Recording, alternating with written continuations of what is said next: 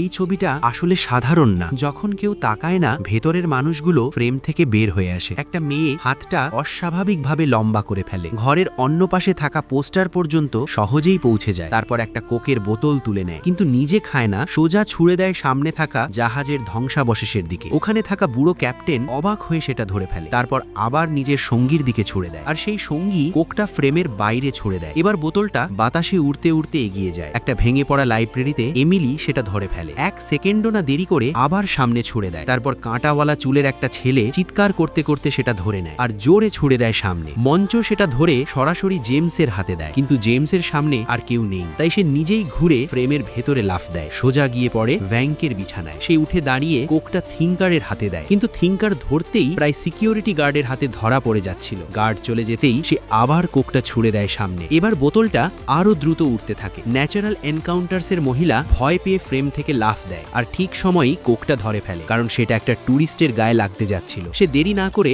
আবার সামনে ছুড়ে দেয়। কোক এবার ইউকের দিকে যায়, কিন্তু সে বেশি জোরে ছুড়ে ফেলে, ফলে সেটা নদীতে পড়ে যায়। তবে ভাগ্য ভালো, সাথে সাথেই সেটা তুলে নেওয়া হয়। এখন বোঝা যায় বোতলটা আছে মুক্তোর হার পরা মেয়েটার হাতে। সে কোক খুলে একটা ছেলের সামনে রেখে দেয়। ছেলেটা সাথে সাথে জ্ঞান ফিরে পায়, এক ঢোকে পুরো কোক খেয়ে ফেলে। আর কোকটা খাওয়ার সাথে সাথেই তার মাথায় দারুণ একটা আইডিয়া আসে। সে মুহূর্তেই নিজের হোমওয়ার্ক শেষ করে ফেলে।